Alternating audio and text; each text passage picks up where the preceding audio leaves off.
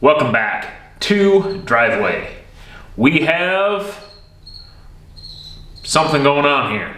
You can kind of see a little something. But today we wanted to take care of the gas pedal. That way, hypothetically, we could drive this thing.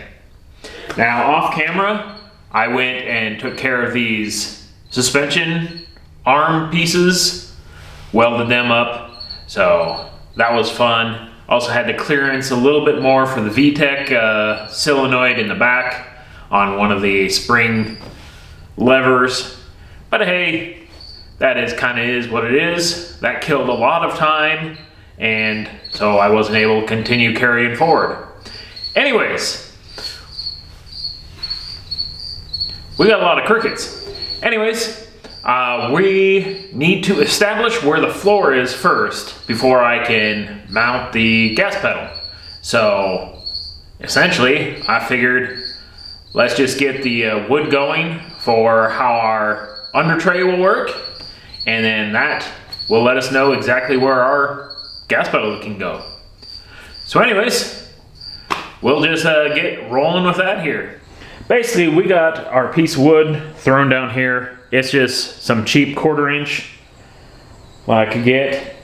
So we're probably gonna start off by holding this guy up kind of where it should go, and we're gonna get some zip ties going and start zip tying this up to the cage.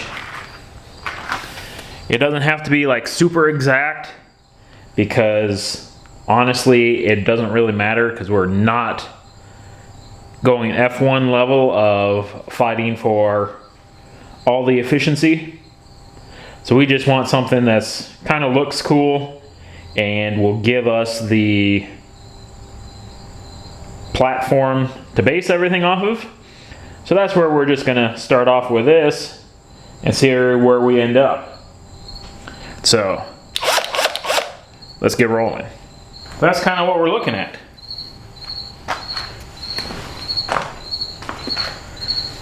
So that's not too bad for this front spot, or for this first spot here. Now what we're gonna have to do is figure out this section that goes up front.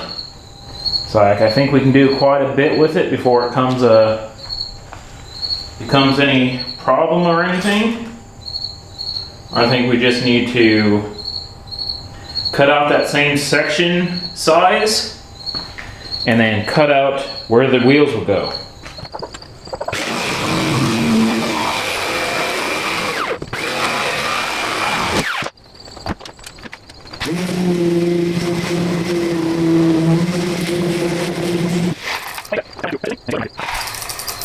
Oh, ain't too bad. Now we're gonna have to test fit this thing and see what other trimming we might have to do.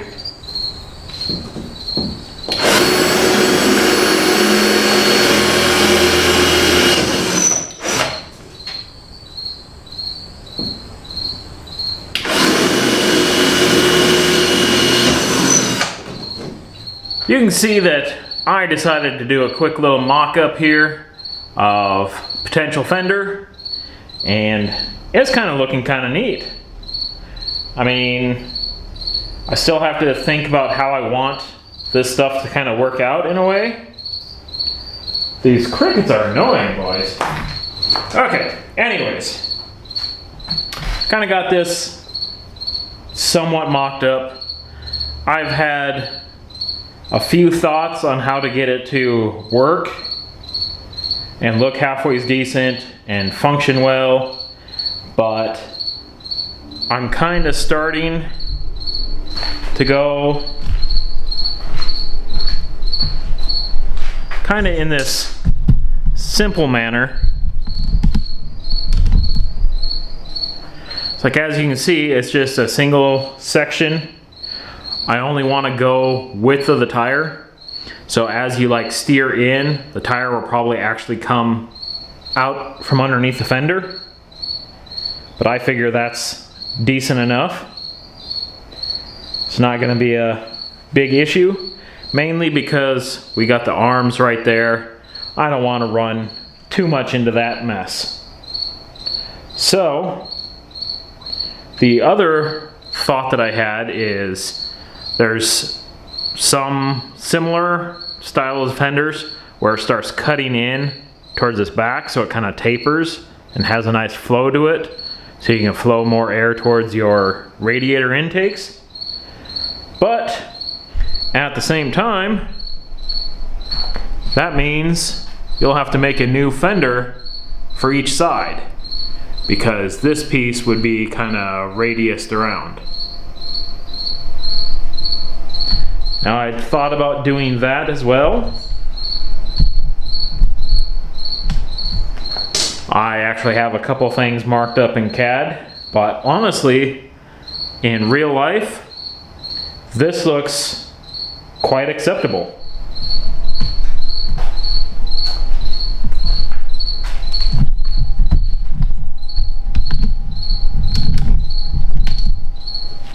Basically, we'll have a section down here that is going to stay nice and rigid with the vertical section, and that will uptake quite a bit of that bottom flat section. So that'll be kind of neat. So that'll be able to stiffen that up a little bit. We'll have less of an issue trying to have things flop and flex. It'll help triangulate things in. And then for the back, I'm probably just going to do something flat up to about that point, you know, kind of carve out for the tire, of course. But if we do something like that, then all that we have to do is attach the flat and then stretch some fabric from the flat up to where we want it to curve up to, and then we'll be done on that aspect. So that's gonna be kind of neat as well. Anyways, let's go and toss this stuff back in the for future reference pile, and we'll work on getting this accelerator pedal kind of set up where we want it to be. I've already jumped inside the car itself and kind of somewhat laid out where I wanted it to sit. And maybe one day these crickets might shut up. Anyways, let's go take a closer look at that. Alright, well anyways, we got that first strap thrown in there. I got her marked up right where it touches the pipe. That way we know exactly where we're cutting, so we can make sure it's inside of the dimensions of the tubing. So we can yank this thing back out, cut her to size, and probably work on the second one. Alright, well anyways, I think it's about time to fire up the welder so we can get those zapped in and we can mount up the gas pedal. And once we get the gas pedal attached to the throttle body, we could actually take this thing out for a drive. That'll be kind of interesting. We got those straps thrown in there, but I ran into some issues with the local code enforcement Gestapo. So I had to start moving some of the vehicles I have outside, and unfortunately I ran into some problems with that 68 Dodge. It's had some brake issues, and it's a major issue right now. So maybe we should go take a look at what we're gonna have to do with scorched earth on that brake drum. Alright, so this is the mess I've been dealing with. We've got our drum here. That's usually attached to a hub, that you take the hub and the drum off as a single piece. But this guy, it is something else. Usually you can back off these star adjusters to get the drum shoes to come in so you can get the drum off, but everything in here is seized to high heavens. I haven't really seen anything this jacked in a long time. The adjuster sections were missing the rubber cork, and they've had some signs of wasps trying to live inside here. Everything is jacked. Now, I was attempting to take it all apart non-destructively because these drums are basically unobtainium unless you can find a scrapyard that has something. But looking at the wear on this thing, it looks like it's almost 1/4 inch deep. So these things are toast. Everything else is toast. So we're kind of down to straight up scorched earth. There are some bolts inside that you could take the back plate off and then hopefully everything would come off forward.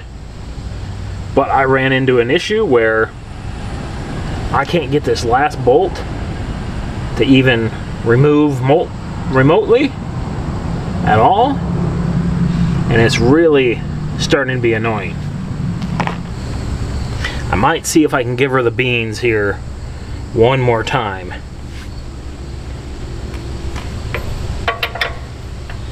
Like last time it was a little not very daylight out.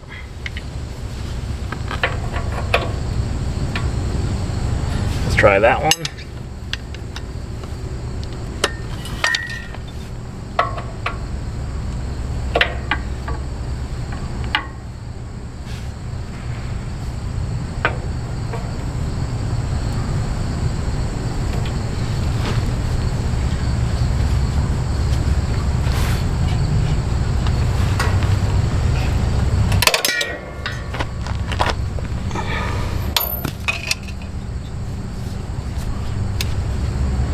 That would just resulted in that cheap socket being split. Let's go back to the thick socket and try that again.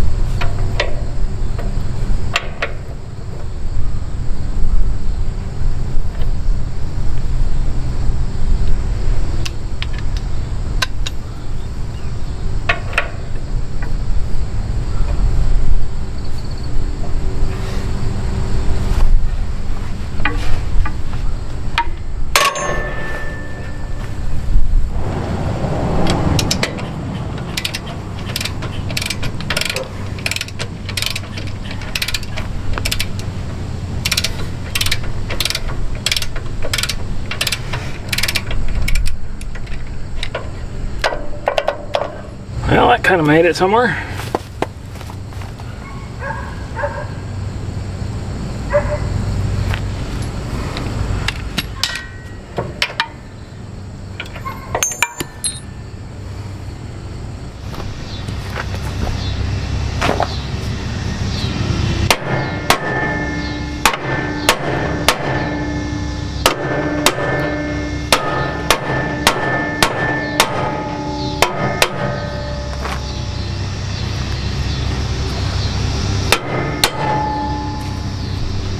Woohoo!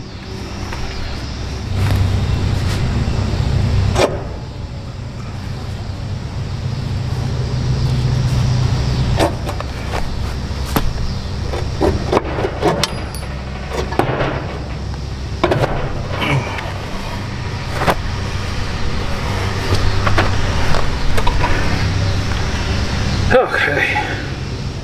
See if we can clean this up a little bit.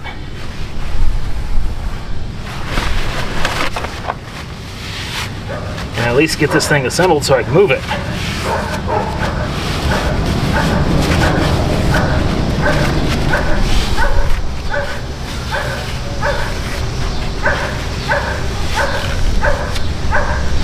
Well, bearings don't feel absolute garbage.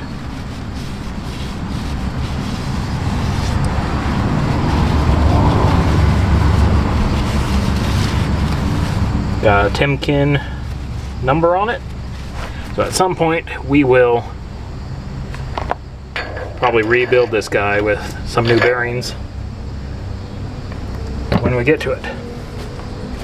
So for now we're just going to throw that hub back on so we can get some wheels on it and I can get this thing to at least move.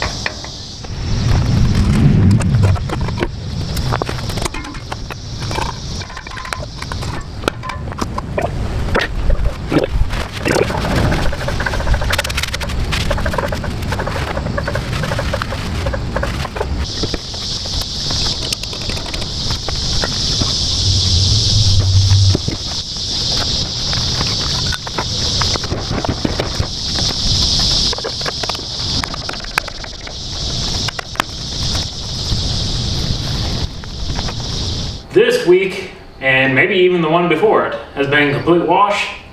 We didn't get as far as we wanted to on this thing. I did get the pedal mounted, but I need to get a cable, and there's not enough time to make this video and do that while I was fighting with that brake setup for the last 3 days.